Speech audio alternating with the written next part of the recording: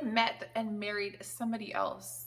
How would my life be different? What if I was in a different place with different people? Have you ever wondered any of those things? Because I know I have. And before we get into this, let me just remind you that the grass is greener where you water it. If you're wondering, what if I had married somebody else? What if things were different?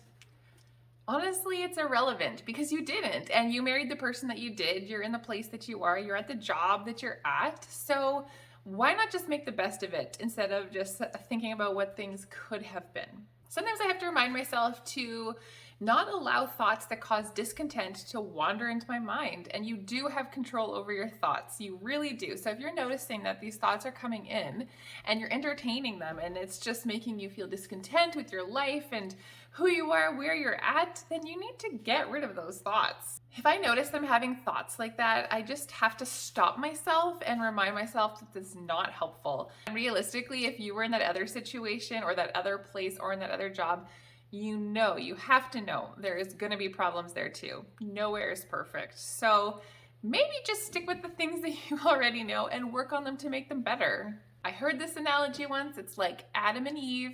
So the first two people on earth, they only had each other. So they couldn't really think about anyone else or cheat or anything like that because there really only was one man for Eve and there was only one woman for Adam. And so it needs to be like that in our brains too. We need to think okay, my husband Bruce, he is the only man on this earth for me. He is the only one. He is my Adam.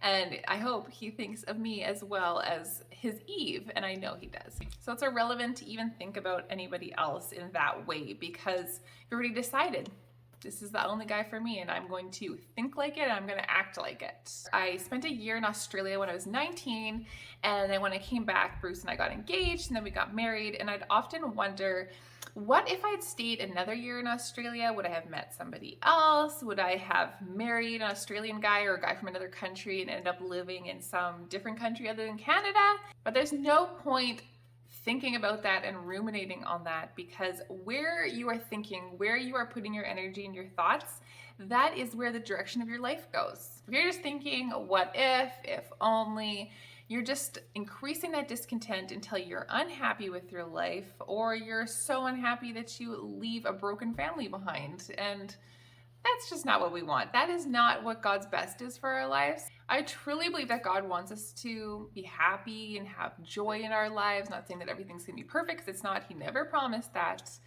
But God had a plan for marriage, that it'd be a man and a woman, and that they stay faithful and true to each other for their entire lives.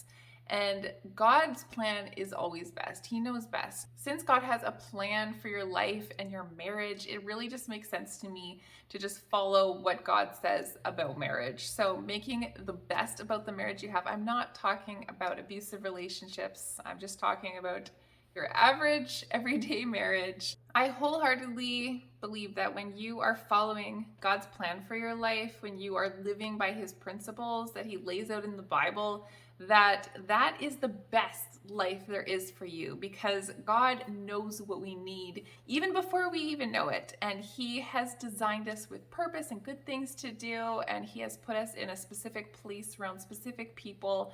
So He knows best. So when we invest in our marriages and when we try and make them the best that they can be, and we are just striving to love our spouse more and to build up our marriage, that really does honor God, because that is just exactly what He wants for us to be doing in our lives. And I really believe there's a blessing that comes when we are just honoring our spouse. So instead of dreaming about what could be, what could have been, why not dream about what can be? Think about things that can happen in your life. Dream about things that you can do with your spouse, where you would like to go.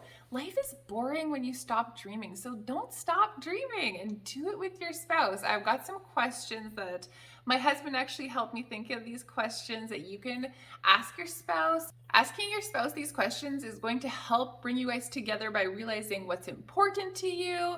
It's going to help you get on the same page, maybe find some similarities that maybe you didn't know exist, or maybe think of some new ideas that you guys can do together to really bring you together, add some spark into your relationship, and just help you to dream and move forward together.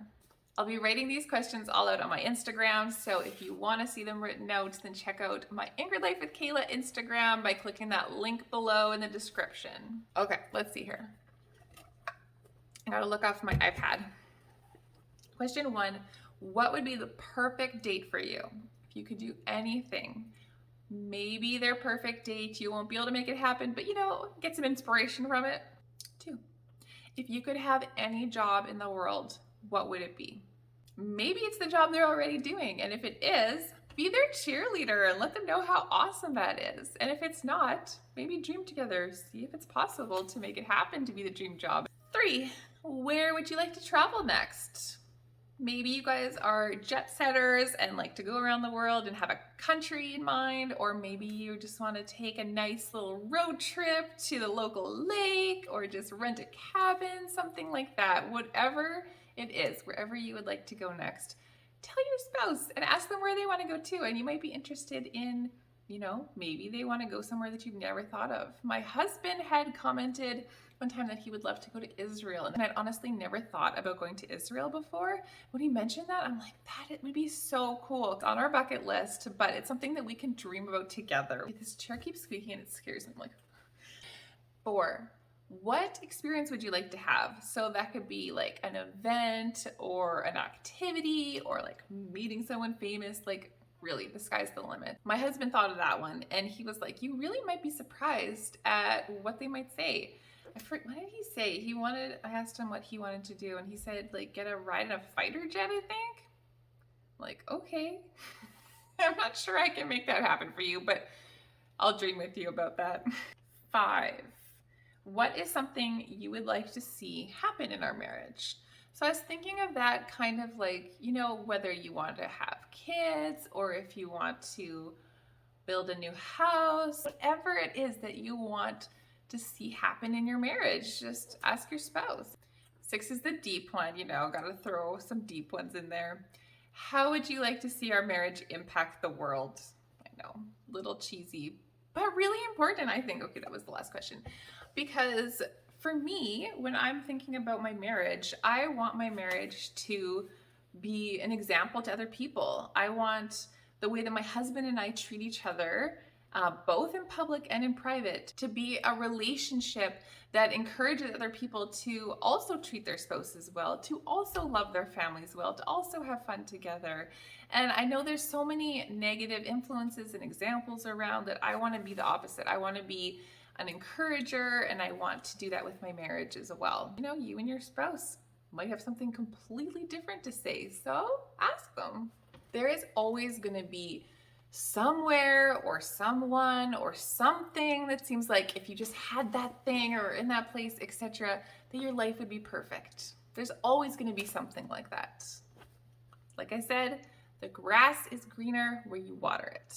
When you notice your thoughts wandering in an unhealthy or unhelpful way, just stop yourself. Instead, choose to think about something that you love about your spouse, a happy memory that you have with them, or just something that you want to do to show your spouse that you love them. Just redirect your thoughts to something that is helpful, that is going to improve your quality of life by increasing the happiness in your marriage and just making things better, instead of making you always wonder what could have happened if I had just, gone over there. Hey, have you subscribed to my channel yet? Because if you haven't, I really think you should. So maybe just, hit that subscribe button and the notification bell so you know when new videos come out.